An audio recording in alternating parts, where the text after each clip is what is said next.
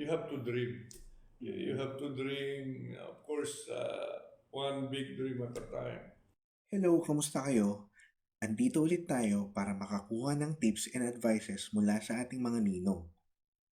Ang makakusap natin ngayon ay si Ninong William Dar, ang Secretary of Agriculture at isa sa mga cabinet members. Tara, alamin natin ang istorya niya mula sa pagiging anak ng magsasaka, naging profesor, at ngayon ay ninong sa larangan ng pagsasaka. Ninong, you are a proud farm boy from the province. Kapag sinabing farm boy o anak ng magsasaka, may perception na lumaki sa hirap or ibig sabihin, lumaki sa hirap. Paano kayo pinalaki ng parents nyo at ano-ano ang mga hindi nyo makalimutan na payo at sermon nila na nag-guide sa inyo para maging successful?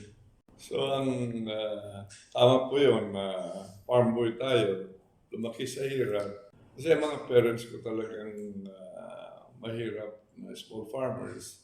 Mayroon lang sila siguro mga 2 hektarya na lupain. Pero alam naman sa Ilocos ay talagang kahit ganun ang farm size mo maliit ay dibdiban ang trabaho kasi 6 kami sa pamilya, 6 ang anak nila. Ako yung youngest. And so I have to, help them. Talagang tumutulong ako dati doon sa mga lahat ng trabaho sa farming.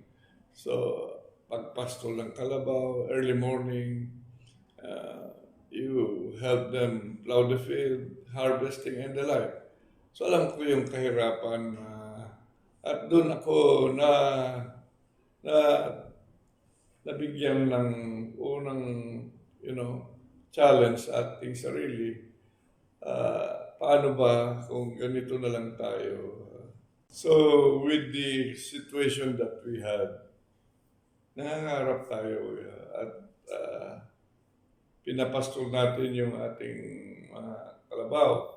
So while there, nasa, sa taas ng karabaw, titingala ka sa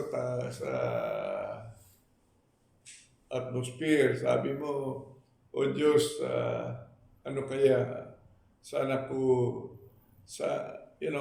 please give me that courage, that determination. Kasi gusto ko rin maging successful sa buhay. So, kesara-sara, but I will do my best. Sana, I really want to get out of this kind of situation. Hirap na hirap, mahirap, at yun, talagang you have to dream. You have to dream, of course, one big dream at a time. And work for it. Ganun po ako. At one step at a time, meron tayong goal na working for that goal na para ma-attain natin yan. So I challenge myself habang tumutulong sa kanila at magiging masunurin na anak at matulungin at talagang mag-aral. Yun. Mag-aral ng leksyon doon na dapat seryoso ka sa pag-aaral. Growing up na limited ang resources, paano kayo nagbabudget ng pera nyo para lang maka-survive from day-to-day na needs nyo? May time po ba sa life nyo na walang-wala talaga kayo?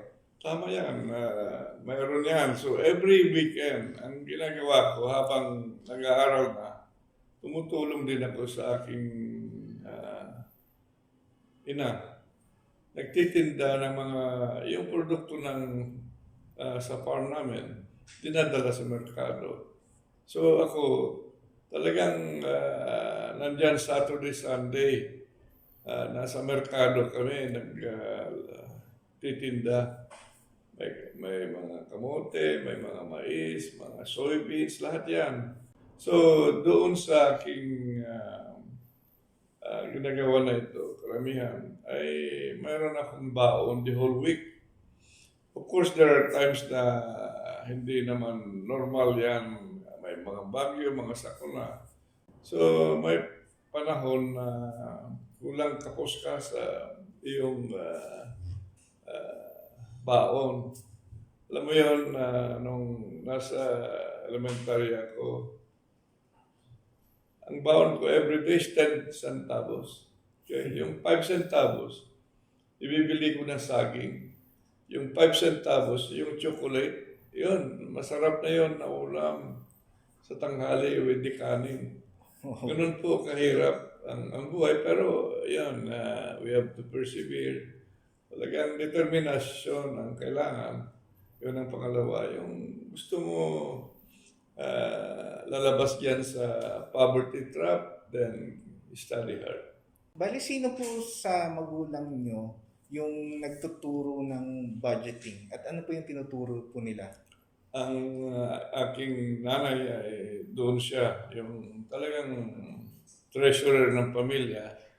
At alam mo naman ang mga Ilocano in general, they save for the rainy day, so to speak.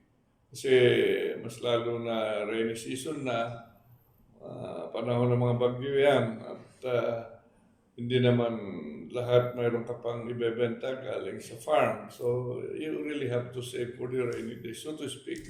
Literally, nangyayari yan. Bali po, totoo po ba yung sinasabi nila ang Ilocano ay kuripot? Yun. Relatedly, yung gusto nila na maganda rin ang buhay nila during those rainy days ay talagang very thrifty. Nabansagan nga ng kuripot, pero mayroong dahilan. Katulad po sa agrikultura, may mga peste, bagyo at mga hadlang sa paglago sa nararanasan sa buhay. Hindi lahat ng hopes sa planting season ay nauuwi sa good harvesting season. On your way to what you are today, ano po bang naranasan nyo na comparable sa biotic and abiotic stresses ng mga halaman? Paano naman kayo naka-move forward at lumago despite those stresses? Yes, so I wanted to be a lawyer, di ba? After high school graduation, so ako ay valedictorian yan sa high school. And I was really having courage, my parents, to support me going to college. Pero sabi nila, wala tayong malaking pera to send you to College of Law. Okay, one experience relatedly. So meron akong may second cousin na nandito na dati sa Manila. Sabi niya, nagbakasyon sila doon. And so they encouraged me to magtrabaho muna dito sa Manila. Anong trabaho? Bartender daw or related sa restaurant. Okay, so I joined. Then I was introduced to that family na taga doon din sa amin. Na may restaurant, pero dinala ako sa bahay nila. At, I did housekeeping. And you know what I cannot remember, what I can really, parang nabudyok sa akin to do much better. Ako pinapatulong dun sa kusina, malapit sa kitchen sink. So, ang sapatos ko, na elbow siguro ang aking unan. So, sabi ko, after 5 days, tinawagan ko yung aking cousin. Kuya, hindi ko na makaya ito. I am better off maybe when I have to go back home kasi hindi naman ako ganito. So yun, I realized na talagang ang daming balakid sa gusto mong mangyari. At bumalik ako. At mabuti, mayroon ng 2-year college dun sa amin din. So instead of going to law school, ay agriculture na. So wala tayo, forced to good na, kasi being valedictorian, they were offering me tuition fee, yung libre, lahat. So yun, 2 years nandun ako sa Ilocos Sur Agricultural College. And I have to continue finish this degree sa agricultural education in Mountain State Agricultural College sa Baguio and Benguet na.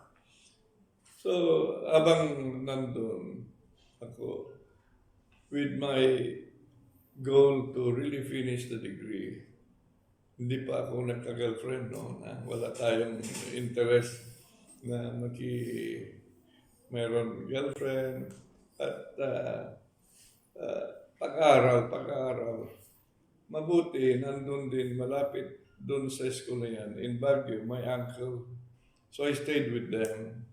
And I help, of course, lahat na trabaho dyan sa bahay. Tumutulong ako talaga para may pakita na hindi lang nandun pag mag-aaral, but helping also my uncle. And my uncle did a lot of support while now pursuing my third and fourth year para matapos na ako dun sa degree. Lo and behold, talagang natapos ako 4-year course, Bachelor of Science in Agricultural Education. Another goal that I have to set is to be competitive in the world. Kasi tumataas na rin yung competition I have to again go to advanced education, advanced study. So habang right even before my graduation, ay talagang mayroon na akong trabaho with the Bureau of Agricultural Extension, which is under the DA. 10 pesos a day ang sweldo. So casual. I did that until graduation. Then, after graduation, nagturo ako sa Baguio City High School for 2 years. Fourth year yung tinuturo ko sa horticulture, vegetable growing, fruit tree production, lahat yan. And while teaching at Baguio City High School, I also enrolled in graduate studies. Kasi yun para every opportunity, walang hadlang. I mean, it's a big challenge because you work and you study at the same time. But I have to persevere, sabi ko. And of course, I was starting to date girls na at that time while getting advanced studies. Yun, graduate ako. But again, of course, by the time na before I graduated, nakapag-asawa na ako. And what's the next goal again? I have to get my PhD, Doctor of Philosophy. And I have to look for scholarship kasi habang nagtuturo ako, I was employed then by Mountain State Agricultural College. So 2 years ako sa City High, then instructor 1 started sa Mountain State Agricultural College while finishing then my MS. After 1 year na nandun ako sa MSAC, I have to look for a scholarship again. So, ang ganda naman at dumating itong Picard Scholarship. So, I finished in 3 years my Doctor of Philosophy in Horticulture dito sa UP Los Baños ngayon. Ganon, in between, may struggles ka palagi sa buhay. It's not a straightforward thing. May mga challenges palagi yan. But basta mayroon kang yung sa sarili mo ay kahit ano man mangyari with these hurdles, with these obstacles, you have to face them squarely when they are there already. Ganon ako, pag may problema, talagang solve it, face it squarely. And yeah, little by little, mawawala yan, masosolve yan. But pursige ka lang sa buhay. Marami yan pagsubok, marami yan mga challenges talaga. Ano po yung exactly yung mga struggles na naranasan po ninyo? Okay, the first struggle was when I was having my PhD.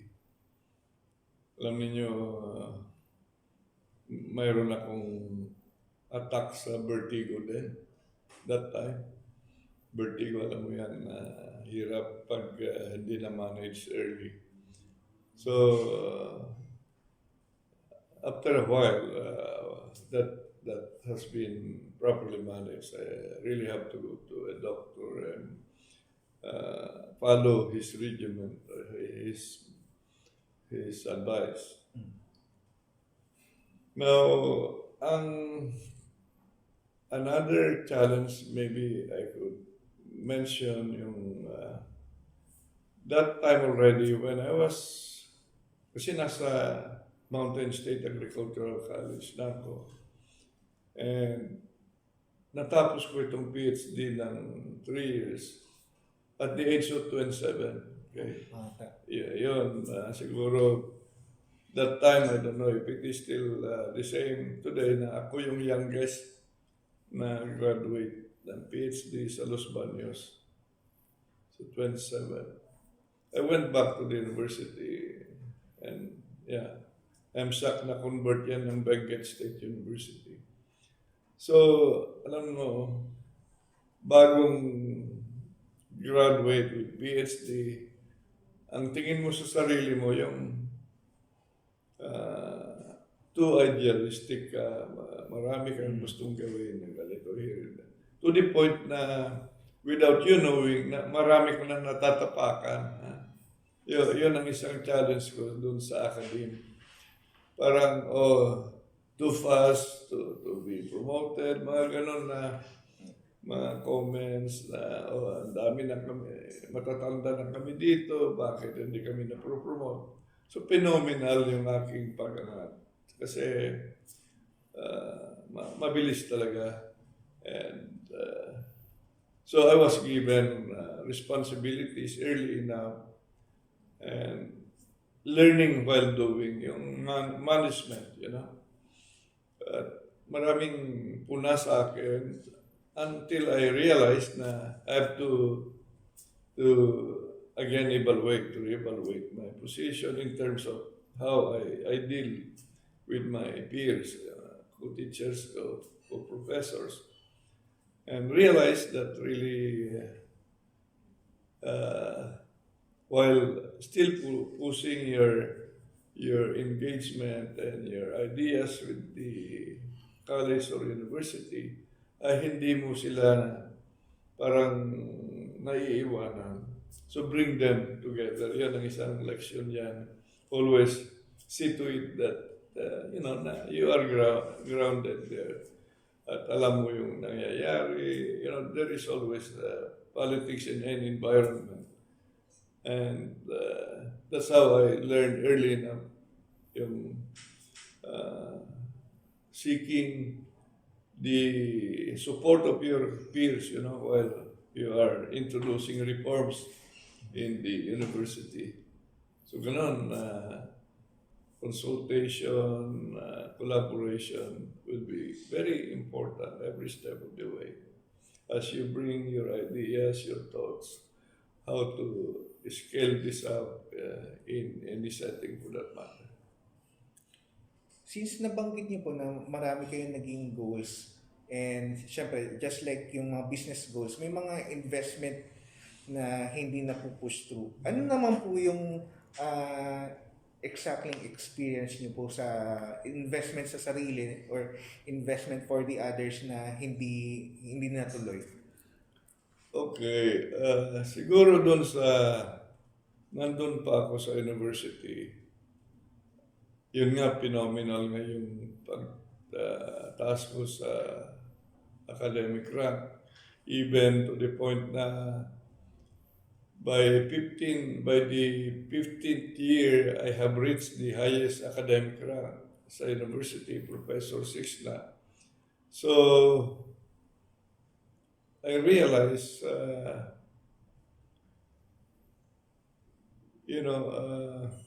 I have to shift gears now. Meaning, you need to prepare not only for the academic environment, but to the real world. So I was starting to aim for other careers outside the university, but initially I failed, seeking those. But eventually, regrouping again, so to speak, I realized I was given, may panahon sa lahat ng bagay. That's one thing we have to consider in life, any situation for that matter. May panahon lahat. In His time, ibibigay yan. At true enough, I was offered to come to the national government and start organizing a new Bureau of Agricultural Research, bagong-bago. The Bureau of Agricultural Research was created out of EU 116. From there, we really, from nothing to becoming the most formidable research coordination bureau in research, coordinating research function of the various units of the Department of Agriculture. So, ganun po, that's my first national engagement. Then Secretary of Agriculture, Carlos Dominguez, siya yung nag-offer sa akin to bring a new thinking about organizing research for development. Na ano yung pangangailangan ng mga magsasaka na pwedeng itulong ng itong pananaliksik sa agrikultura. So, utility of the outputs is such an important goal to do that. Ang dami na po ng achievements nyo sa life, career, and sa academics. Yung kakwento nyo lang po. Kita naman po yung mga bunga ng pagpapagod, investment sa sarili at pag-aaral. Bilang tumatayong ninong sa larangan ng agrikultura, ano naman po ang kwento at version ninyo sa kasabihang ito? Kapag may itinanim, may aanihin. Maaari pong figuratively or literally. Yeah, both sides yan. Tama po yan. Kung ano yung itatanim mo, yun ang anihin mo. And while pursuing anything, any production venture, ay aalagaan mo talaga yan para maganda rin yung ani mo. At hindi lang masagana ang ani, mataas din ang kita mo. That goes anything that you venture, anything that you engage, like you need to properly cultivate, nurture, so the best outputs can be given. Ganon din sa buhay. Kung ano naman gifts mo or assets mo, use it properly para makatulong mas marami. Makatulong ito sa mas marami. Sa kagaya nito, I have, for all my years now in service, karamihan yan sa public service. And of course, I was engaged in international research management for 15 years in India. But after coming back also, I worked with the private sector before being asked again to serve the government. And it's payback time, yung talagang gusto mong tumulong. At sa mga experiences mo in all your life, ay gusto mong ibahagi sa pangkalahatan dito sa Department of Agriculture kasi ang ating mga tinutulungan ang magsasaka, mangingisda at sila yung unang focus natin, people-centered development, and those at the center are the farmers and the fishers. Ano naman po ang mga legacies nyo as a father and a husband? Ano yung mga usual na sinasabi nyo sa kanila or guidance nyo sa mga anak ninyo? Okay, I use my experience as an example always. Sabi ko sa mga anak ko, kung gusto ninyo maging successful, mag-aral muna. Wala muna yung bisyo-bisyo. Then you will have a happy life once you have your degrees. Kasi that will also sustain you to have a good life, properly done, and grow professionally from time to time if you have the opportunity. So palagi ko, there's no substitute for hard work. Of course, study muna and study hard. Then you can be, you enjoy life after you have all these basic rudiments. Para sa ganun ay then you can move forward uh, trying to approximate ano na yung next target mo sa buhay, next journey mo sa buhay. So yun, ang ating mga anak ay lumaki sila na with God's blessings ay natapos lahat sila. Now they're on their own, they have their own family, their own careers, and successful already. Bilang ninong po ng mga naturuan niya sa college, ano naman po yung kalimitan yung sinasabi or guidance sa mga naging estudyante niyo po? Yeah, halos parehas. Sabi ko, ako galing sa hirap. So, walang balakid kung gusto ninyong umalis sa kahirapan, then mag-aral kayo. And do your best always. Kasi I am using myself now as the example na talagang nagsumikap at nag-invest ng time also to do advanced studies and be very competitive dito sa mundo na ito. So ganun, every step of the way. Again, yung palagi ko sinasabi na one big goal at a time. Yun. Ano po yung proudest legacy niyo po as a member of the academy noon? Okay, so I was doing research, then became to be the Vice President for Research and Development sa university. So I've been generating so much resources for the university. Doon nakilala ang isang Mountain State Agricultural College doon sa mga pananaliksik at mga projects na ginawa natin. Kasi marami tayong naisagawa, naiplano ng mga proyekto that has generated so much resources for the university. Nabanggit niyo po kanina na idealistic po kayo. Ano yung pinaghuhugutan niyo ng pagiging idealistic? Alam niyo, that's the general characteristic of the youth. Gusto mo ganito, ganito. Pero you need to adapt that pala doon sa natural environment.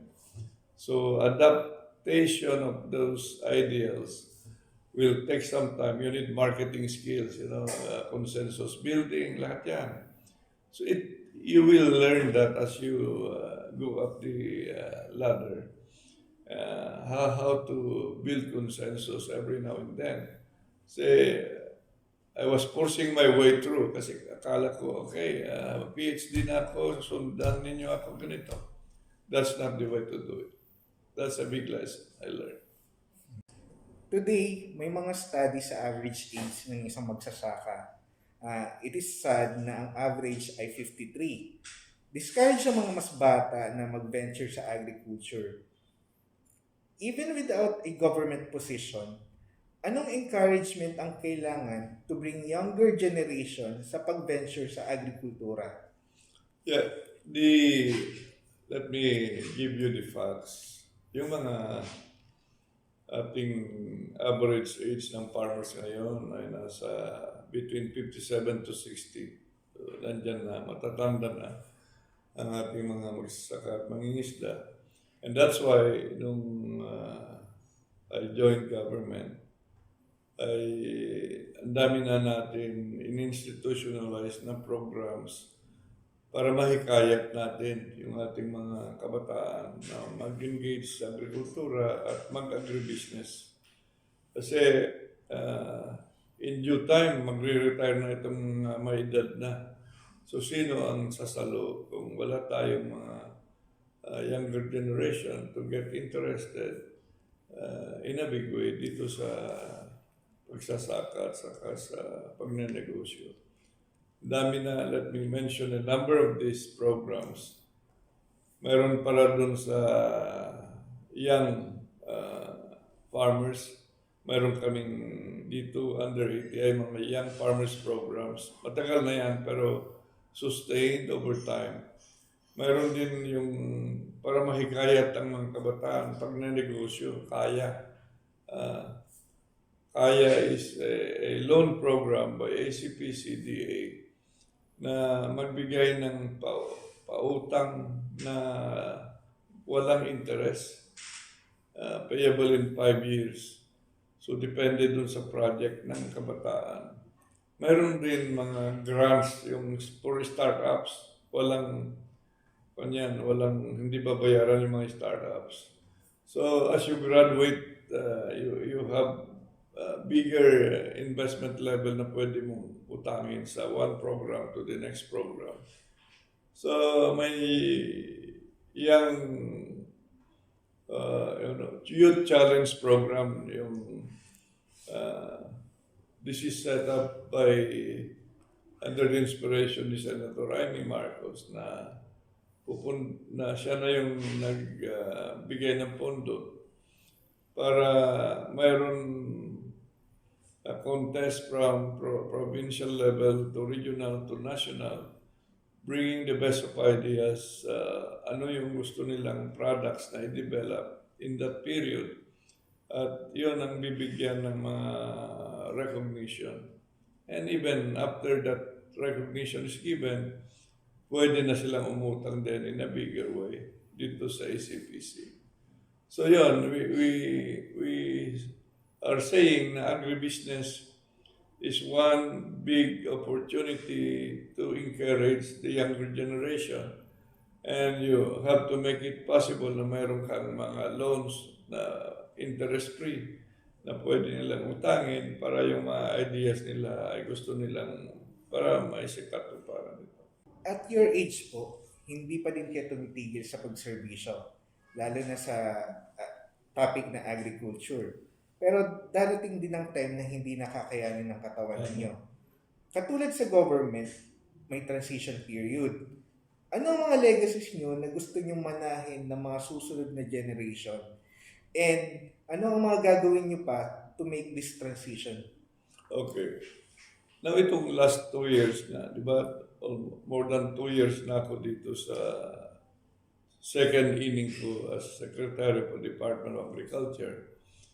Ang legacy na pwede natin masabi ay we have set yung new record harvest in rice production. As early as 2020, 19.9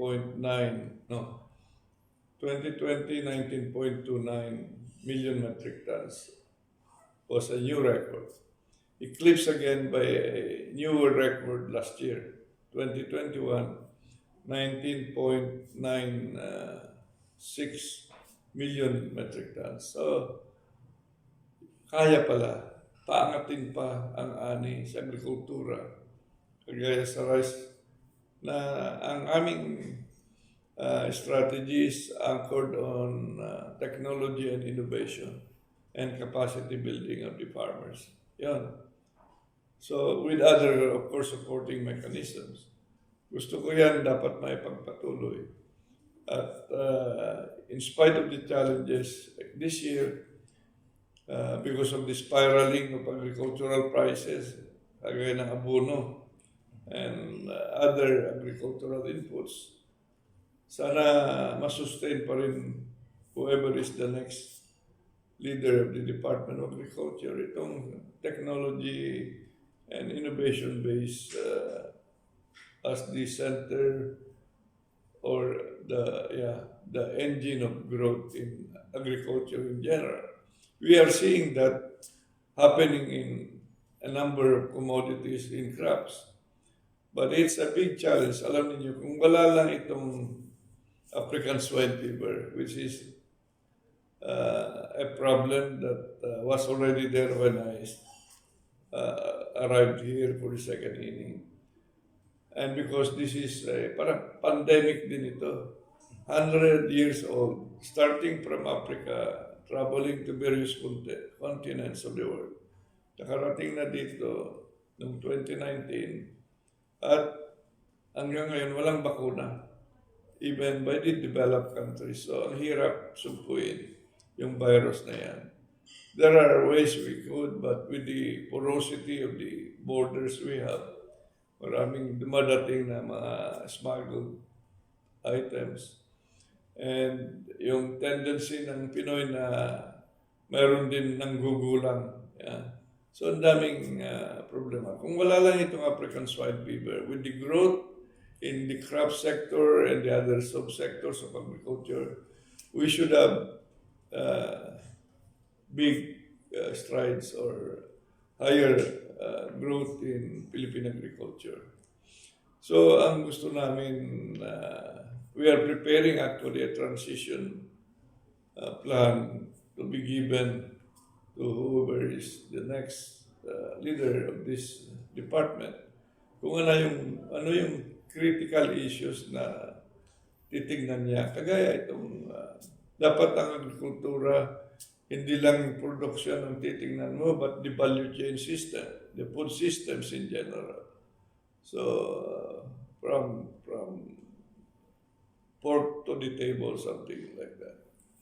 Now, another thing for the next administration to do and have a good handle still is the African swine fever issue, the pandemic.